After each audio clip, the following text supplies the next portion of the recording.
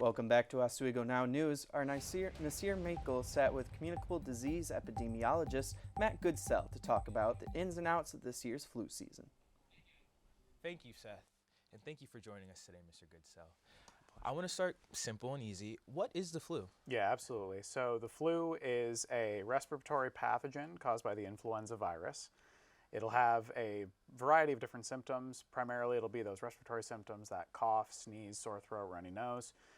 Those generalized symptoms for fever and body aches, chills. It's going to vary, though, depending on the person's own immune response and the type of flu that they end up getting.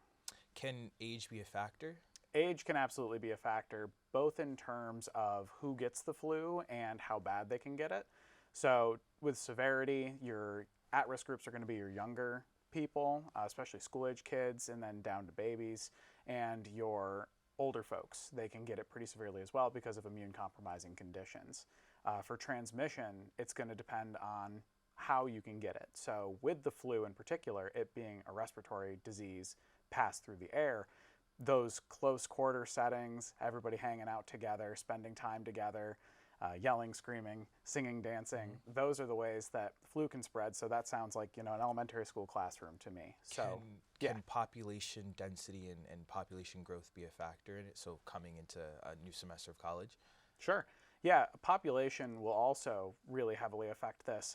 So cities can see flu, but the big thing that we've noticed is it's not just dependent on the cities, it's going to be all about where the people are. So we're seeing it in the North Country where there aren't quite as many people, and that's why we use incidence as a measure instead of just raw case numbers, because that's the number of cases per population.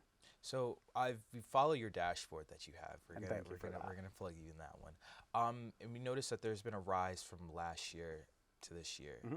Why is that? What's the difference between this flu season than last flu season? Yeah, so the adage in public health is if you've seen one flu season, you've seen one flu season. It's really tough to predict how one season is going to behave compared to other seasons. So just because we're seeing a peak at this time or more cases at this time last year doesn't necessarily mean it's more severe. It could be a result of increased testing. It could be a result of the different population that we're seeing flu in. Last year it was really heavily in that 0 to 19 age range, but this year we're seeing a lot more cases 20 and up. So it's just all about how flu affects the population. So many take the risk of either not getting the flu shot or getting the flu shot. How does it work? How do people know that the flu shot is effective? Sure. Yeah, so the flu shot works it contains 3 strains of flu, the 3 most commonly circulating strains, 2 for flu A and 1 for flu B, and it includes an inactivated or dead version of the virus.